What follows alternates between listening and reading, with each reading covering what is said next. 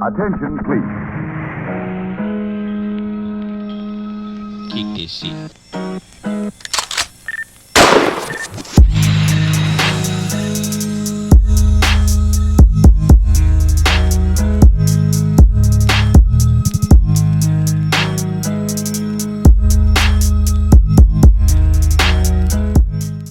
Salut les complotards, moi c'est Babar. Et donc aujourd'hui on va regarder un petit peu le sujet qui est la solvabilité des banques. Et donc on va tout de suite commencer par vous dire que en fait les banques sont toujours responsables des actifs qu'elles possèdent. Donc on va faire un petit exemple tout de suite. On va dire, imaginons que moi je suis le crédit de Babar. Et puis il y a mon ami Richard qui a besoin d'un prêt de 100 euros. Vous savez, Richard, lui là, je veux dire lui, vous savez le mec de grand angle qui est un peu le toutou de Charles Gave. Bon, eh ben, imaginons que lui, il vient me voir là et me dit Babar, je voudrais que tu me prêtes 100 euros. Et donc, moi je suis une banque et j'ai aucun fonds propre, on va dire. Imaginons que je n'ai absolument aucun fonds propre.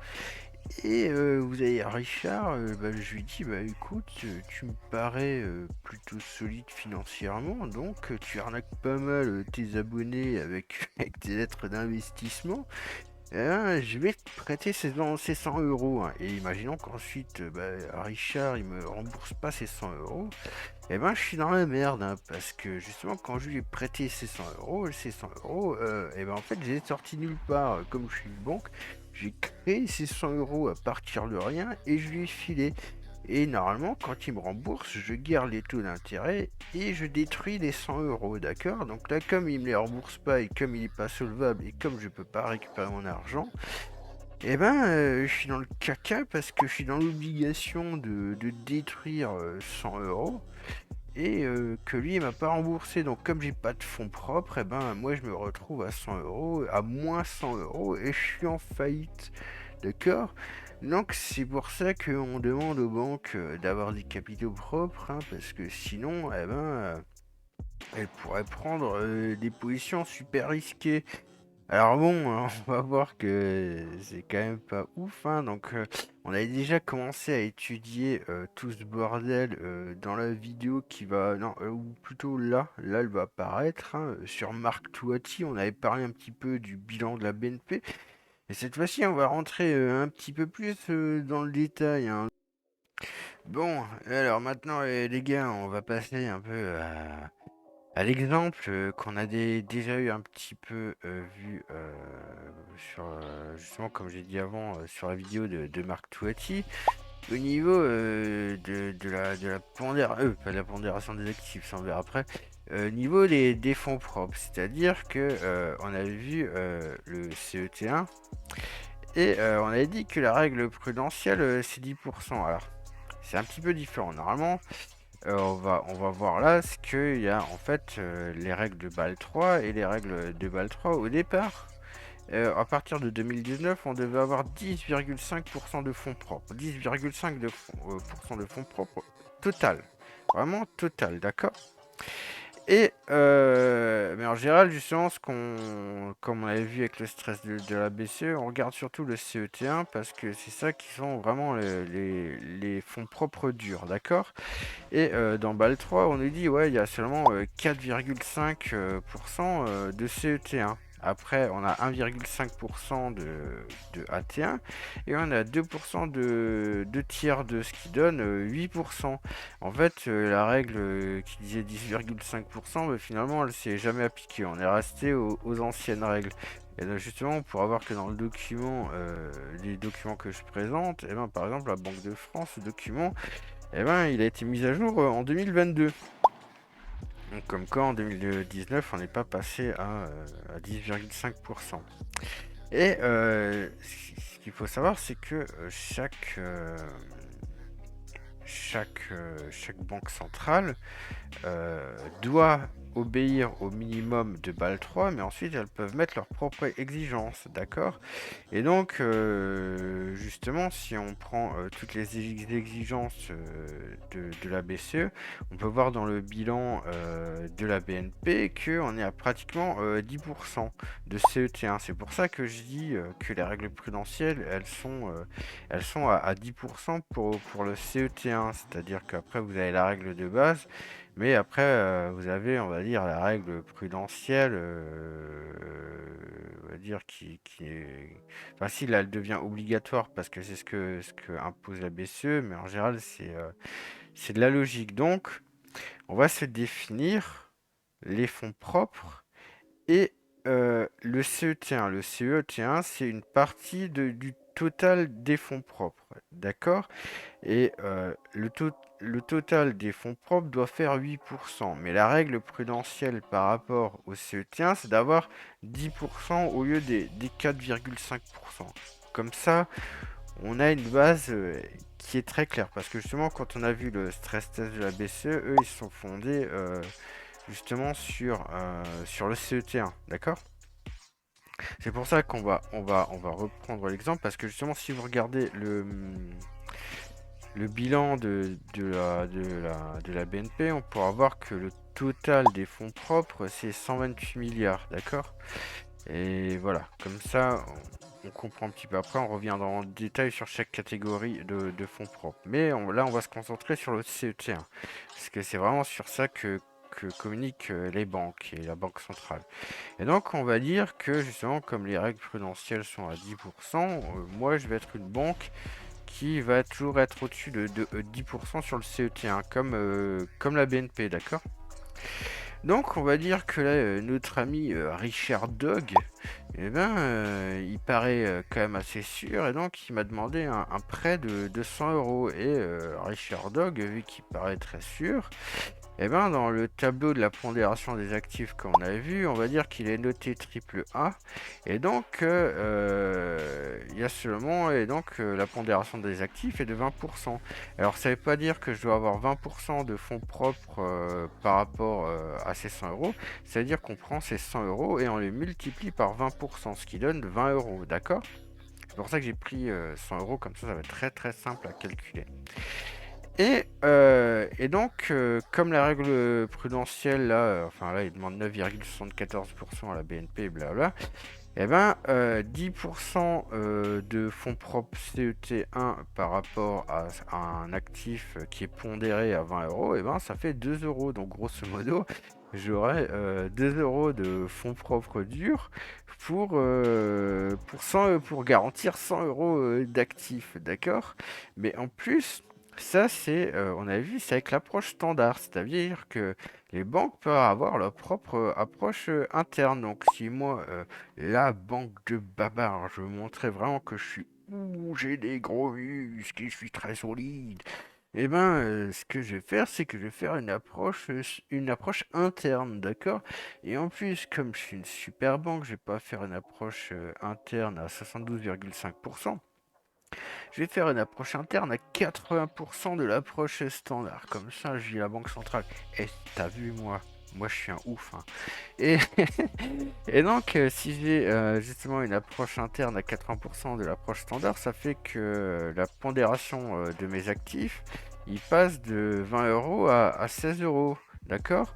Et ce qui est donc, moi j'ai toujours mes 2 euros de fonds propres internes. Donc d'un coup, je passe d'un ratio CET1 de 10% à un ratio qui fait 12,5%. Et donc là, je suis ah putain, mais qu'est-ce que je suis génial, hein. Et, euh, et donc, c'est un peu comme ça que les banques, elles vous font croire, ah bah tiens, j'ai 15% de fonds propres et tout, et donc les gens ils disent, ah bah, bon, c'est vrai que c'est déjà un petit peu chaud d'avoir seulement 15% de fonds propres par rapport au total, mais non, elles n'ont pas 15% par rapport au total des actifs, elles ont 15% par rapport aux actifs pondérés, c'est-à-dire que moi, dans mon bilan, il y aurait écrit 12,5%, et donc, mais en réalité, parce qu'en fait, il y aura écrit justement que j'ai 2 euros de fonds propres CET1 par rapport à 16 euros d'actifs pondérés, mais la vérité c'est que j'aurais seulement 2 euros de fonds propres pour garantir un actif à 100 euros. Et tout de suite on peut voir qu'il y a un gros effet pervers parce que vous savez, souvent notre ami Pierre Jovanovic il nous parle du leverage des banques.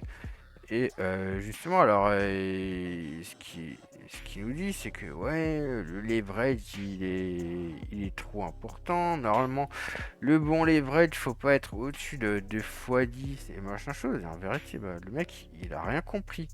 Parce que justement, si on reprend mon exemple là, avec Richard Dog et ce prêt de 100 euros, c'est-à-dire que moi, au final, j'ai que 2 euros pour garantir ces 100 euros. Donc j'ai un leverage de 50. Donc un leverage qui est absolument dégueulasse.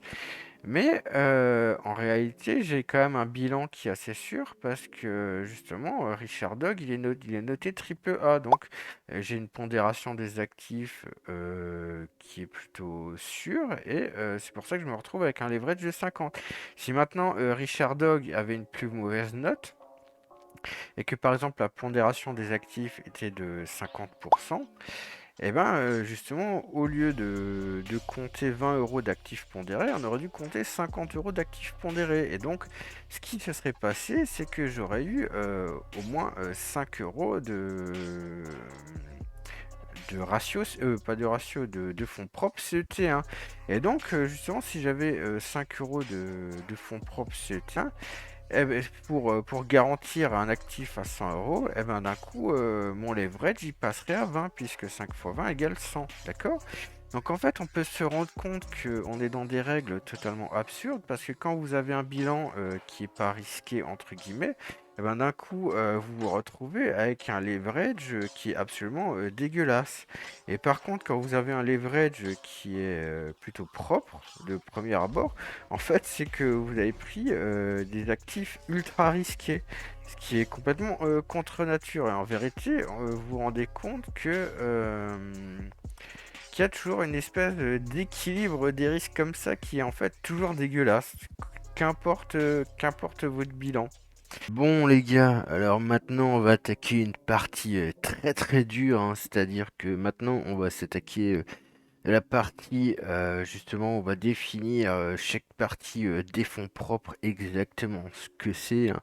Donc, on va commencer par le CET1, hein, c'est-à-dire qu'en fait, comme j'avais dit avant, là, la BNP, elle a toutes sortes de fonds propres. Il y a le CET1 qui fait 95 milliards d'euros. Et vous pouvez voir qu'il y avait aussi le total des fonds propres qui faisait 128 milliards.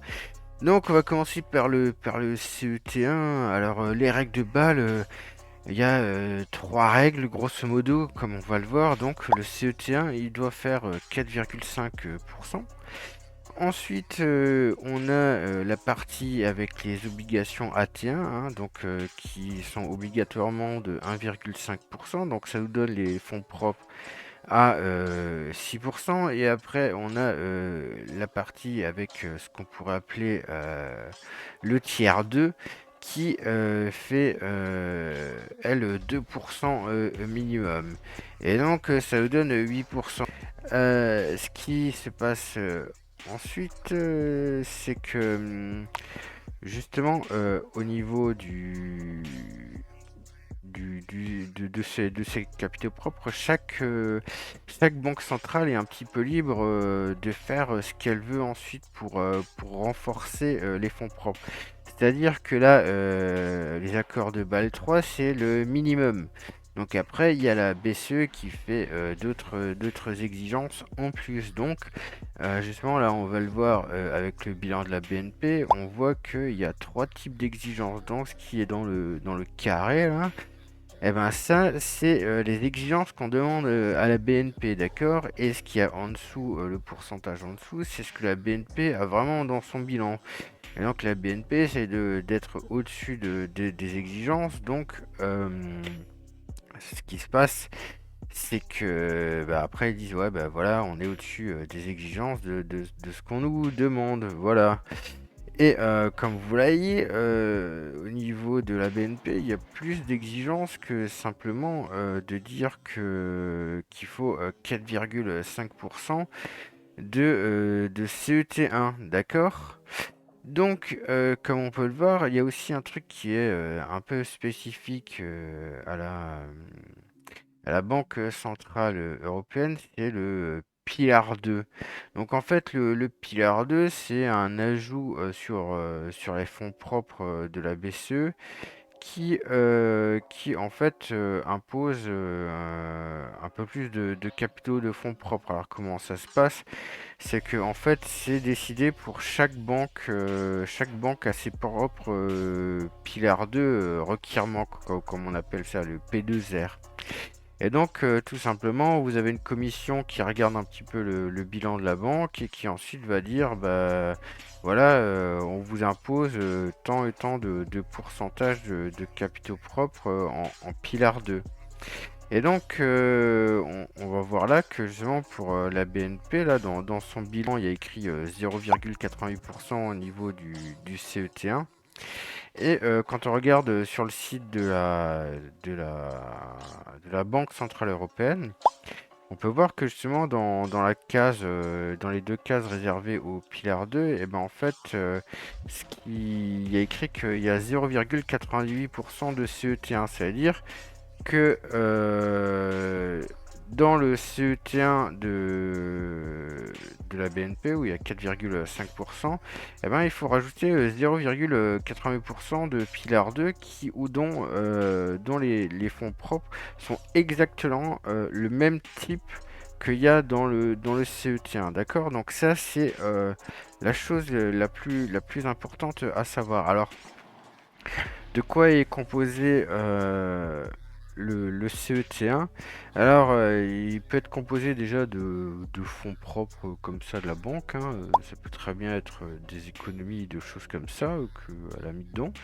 Il y a aussi des actions, d'accord? La troisième chose, grosso modo, hein, parce que bon, c'est toujours un petit peu compliqué, c'est toujours assez opaque quand même. Et la troisième chose, grosso modo, c'est les bénéfices non répartis. Donc les bénéfices non répartis, c'est les bénéfices d'une entreprise une fois que vous avez enlevé tout ce que vous devez payer aux impôts et aux actionnaires et compagnie. Donc ça, c'est le Pilar 2. Et après, comme vous voyez, il y a d'autres petits trucs, le coussin de ceci, de cela. Mais grosso modo, il faut vous dire que là, les un peu moins de 10% de la BNP, c'est quasiment constitué que de ça dans les exigences, d'accord?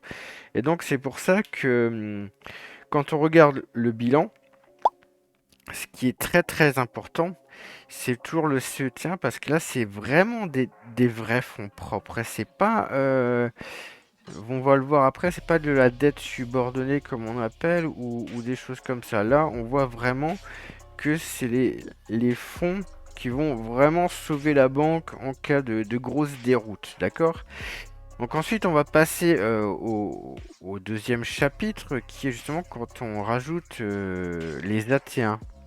Donc en fait, comme on le voit, comme on l'a vu dans BAL 3, eh ben en fait le minimum de CET1 plus AT1 c'est 6%, d'accord? Et donc, ce qu'il faut savoir sur les AT1, c'est que en fait, on appelle ça des prêts subordonnés. Alors, des prêts subordonnés, c'est grosso modo, c'est ce qu'on peut appeler aussi des actifs hybrides. C'est-à-dire que ça ressemble à des capitaux propres, mais en fait, c'est de la dette. C'est-à-dire que justement, ce qui va se passer, c'est que par exemple la BNP, là comme j'avais dit, en fait, je m'étais trompé, c'était pas 3,8 milliards, mais 3,5 milliards de AT1 qu'elle voulait émettre, un truc comme ça. Et ce qui se passe, c'est que justement, elle va émettre une obligation comme la France, donc une dette que des entités ou des gens vont acheter. Et en fait, ce qui va se passer, c'est que quand une banque va tomber à 5,125% de fonds propres, les obligations A-T1 vont être déclenchées. Donc on dit que c'est des prêts subordonnés parce que ce qui va se passer, c'est que avant de rembourser les investisseurs, donc ceux qui ont acheté ces obligations AT1, eh ben, c'est d'abord toutes les créances de la banque qui vont être remboursées avec ce capital. Et seulement après, on va rembourser tous ceux qui ont investi dans ces obligations AT1. C'est pour ça qu'en général, les taux d'intérêt sur les obligations AT1 est toujours assez important, il me semble. Faudra voir si je retrouve ça dans le post-production. Il me semble que c'est entre 9 et 10% pour la BNP de taux d'intérêt, hein. Si je me trompe pas, hein, parce que j'ai pas. Voilà. Et donc là, je fais ça de tête, j'ai rien devant les yeux. Et ce qu'il faut aussi savoir par rapport au Atien. Donc, comme j'ai dit justement, on va d'abord, si par exemple la BNP, bah, elle doit rembourser, je sais pas, 3 milliards à Bank of America, d'accord? Eh ben, on va utiliser, une fois que la BNP va tomber à 5,125% de fonds propres, eh ben, on va déclencher les Atiens, et vu qu'elle est censée avoir 3 milliards et demi de Atiens, ben, on va donner 3 milliards par exemple à Bank of America avant de rembourser ceux qui ont acheté des obligations Atiens. C'est pour ça qu'en fait elles sont quand même très risquées. Et donc c'est pour ça qu'on appelle ça des actifs hybrides, parce que ça ressemble à des fonds propres, mais c'est de la dette. Vous voyez ce que je veux dire? Mais ça reste quand même de la dette qui rembourse de la dette, parce qu'au final, si la Bank of America est remboursée de ces 3 milliards, bah, en fait, tous ceux qui avaient acheté des obligations Athéens, bah, en fait, ils l'ont un petit peu dans le cul, hein, un peu comme ce qui s'est passé avec le Crédit Suisse.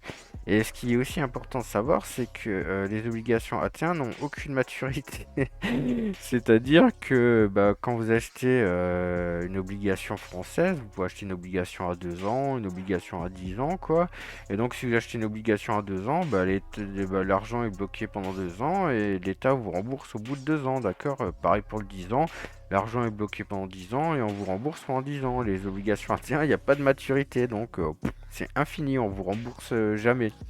Alors, ce que font les banques quand même, c'est que en général, elles font rouler les obligations AT1 tous les 5 à 7 ans. Donc tous les 5 à 7 ans, grosso modo, elle rembourse les gens qui ont acheté ces obligations et elle en émet des nouvelles. Mais elle n'est pas du tout obligée, hein. Si du jour au lendemain, ils n'ont pas envie, ils n'ont pas envie, hein. Et vous vous retrouvez le bec dans l'eau, hein.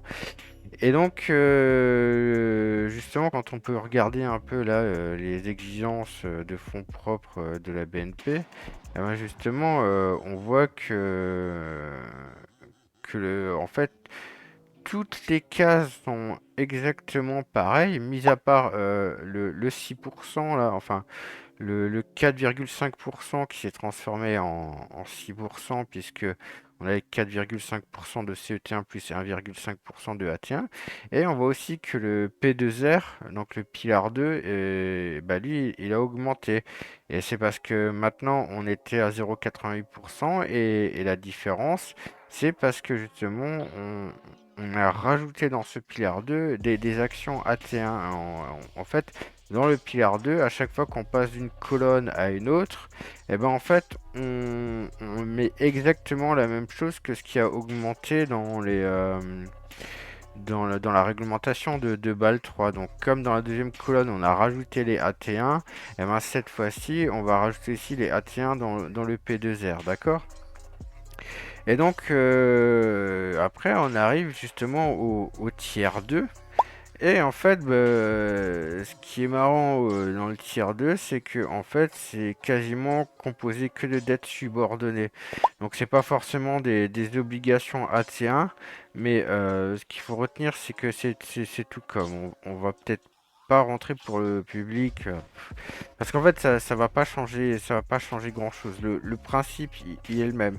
C'est juste que allez avoir comme des obligations AT1, mais sauf que cette fois-ci, il y aura une maturité dessus ou des choses comme ça. C'est vraiment on joue à des détails, vous voyez ce que je veux dire? Ça n'a pas de grande importance. Mais ce qu'il faut comprendre, c'est que le tiers 2 est surtout toujours beaucoup d'actifs hybrides, comme on dit. Et en plus, en général, la BCE n'aime pas trop que les banques communiquent qu'est-ce qu'elles ont vraiment sur ce tiers 2. Donc ce tiers 2, en vérité, c'est quand même la partie la plus opaque des fonds propres. C'est toujours assez difficile de savoir ce qu'il y a dedans, mis à part si on est à la commission de la BCE qui regarde tout ce qui se passe à l'intérieur des banques pour leur remettre le P2R approprié. Vous voyez ce que je veux dire? Et justement, bah là, comme on le voit sur le site de la BCE, et ben là,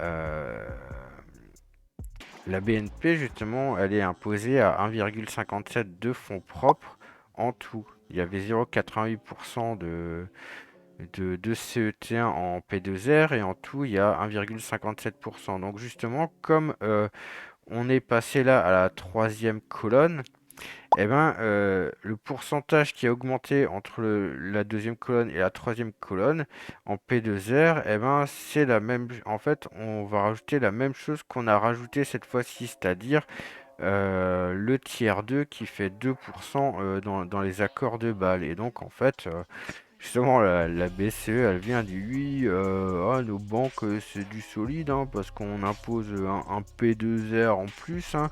Sauf que le P2R, au final, quand vous voyez, ça atteint que 1,57%. Donc en fait, moi j'ai envie de dire que quand vous avez des fonds propres que ça va entre 10 et 20% sur des actifs pondérés, ça n'a pas changé grand-chose, hein. On va revenir à notre exemple de 200 euros. Là, si j'ai un actif de 100 euros et qu'il est pondéré à 20%, c'est-à-dire il vaut que 20 euros, hein, et ben que j'ai, je sais pas moi, 1,5 euros de fonds propres ou 2 euros de fonds propres ou même 3 euros de fonds propres, c'est pas ça qui va changer tout ce qui est alignement de planète par rapport au fait que si jamais on fait défaut sur ces 100 euros, je suis dans la merde, tu vois. Donc, c'est c'est plus du bidon que autre chose. C'est juste pour dire, ah bah voilà. En fait, c'est toujours pareil.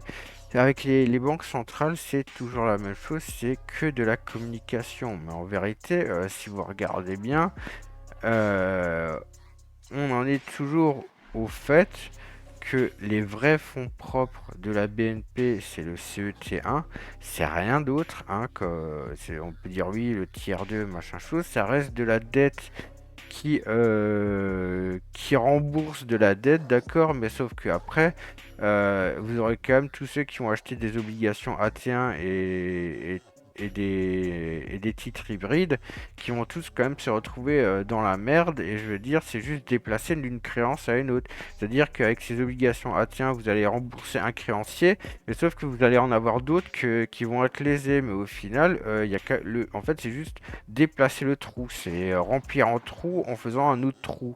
Simplement. Donc les vrais fonds propres, les seuls sur lesquels il faut se concentrer, et les seuls que j'ai utilisés justement dans mon exemple de 100 euros, c'était justement le CET1. Alors certains ils vont dire oui, mais dans ton exemple, tu avais utilisé le 10%, alors que le CET1 c'est que 4,5%, et blablabla, et blablabla, et blabla.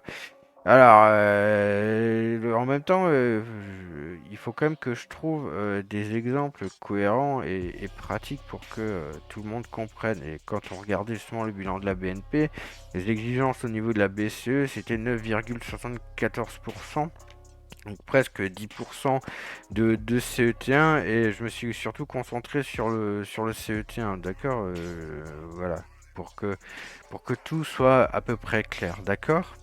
Donc maintenant aussi, on va se concentrer vite fait sur la banque postale. Parce que si vous vous souvenez bien, il y a eu un stress test et la Banque centrale, eh ben, elle avait plus que 0,05% de fonds propres, d'accord? Elle avait absolument plus rien en CET1, justement, c'est vrais fonds propres. Et justement, ils ont sorti un communiqué de presse où ils ont dit: «Ah, mais tout va bien. Vous avez vu, en fait, ce qu'il faut comprendre, c'est que avant, on était sur l'ancienne norme, hein, l'ancienne norme qui était l'IFRS 4. Mais depuis le 1er janvier 2023, on est en IFRS 17 et donc tout va bien parce que quand on passe à cette nouvelle norme, eh ben, il reste pas 0,05%, il reste 6%. Alors déjà, il y a un truc qui est marrant dans leur communiqué de presse, c'est qu'ils n'ont pas marqué que là, en IFRS 4, il leur restait 0,05%. Ils ont marqué déjà 0,1%. Donc déjà, les mecs, ils s'accordent le double du résultat de ce qu'ils ont eu. Donc déjà ça, ils ont pas peur. Et ensuite, les mecs, ils nous disent: «Ouais, mais on est solide, hein, il restait 6%, hein.» Sauf que même en utilisant cette nouvelle norme, eh ben, il partait quand même 18% de fonds propres, d'accord?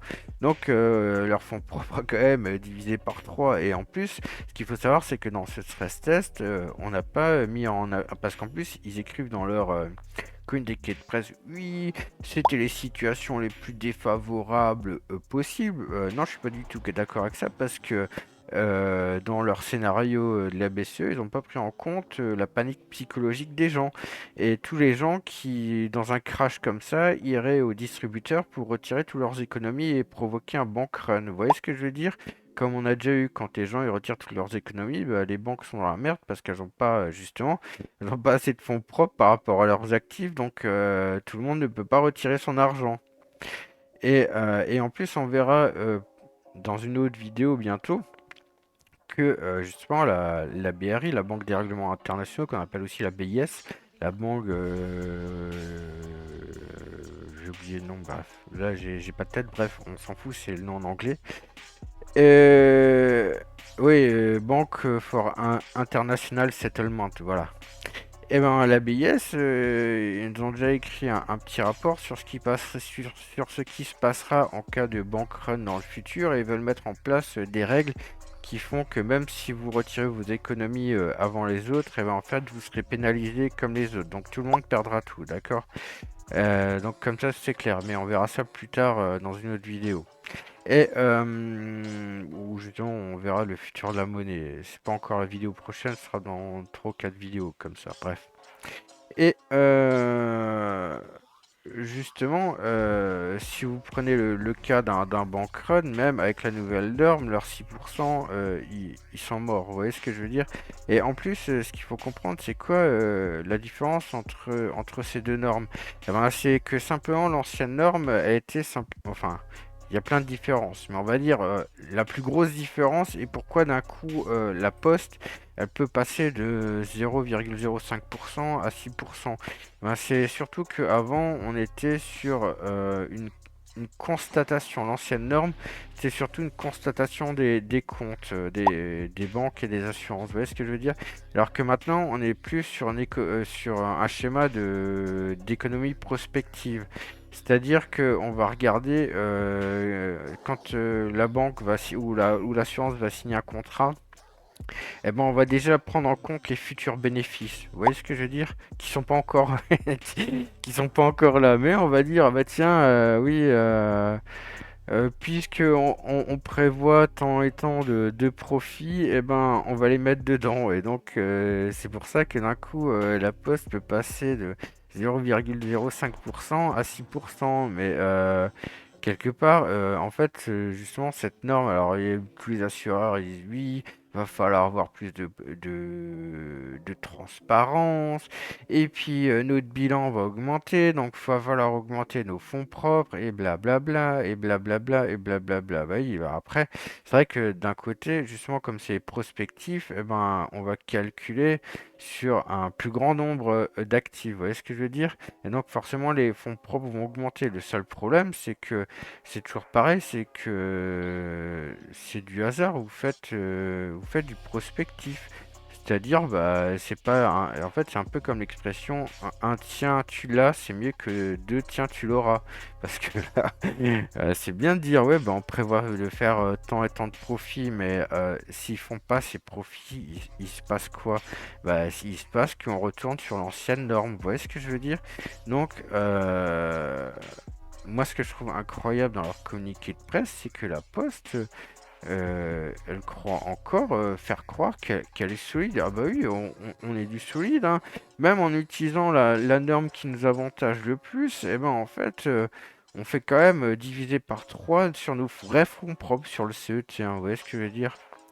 Enfin bref les amis, hein, je pense que cette vidéo a déjà été, largement trop longue. Elle était, même, beaucoup plus compliquée au départ que ce que j'aurais pensé, à faire en fait en tout cas. Et vous voyez que parce que certains au début je pense qu'ils se sont dit: «Ah bah tiens, ça sera peut-être une répétition de ce que j'ai dit, avec la vidéo de Marc Toiti», mais comme vous voyez on est un petit peu plus, rentré, dans les détails. Et donc et ben les amis, moi je pense que ça mérite un petit clic, hein. On clique sur la petite cloche, hein. Et puis sur ce, moi les amis, hein, je vous dis à très bientôt les complotards. Ciao!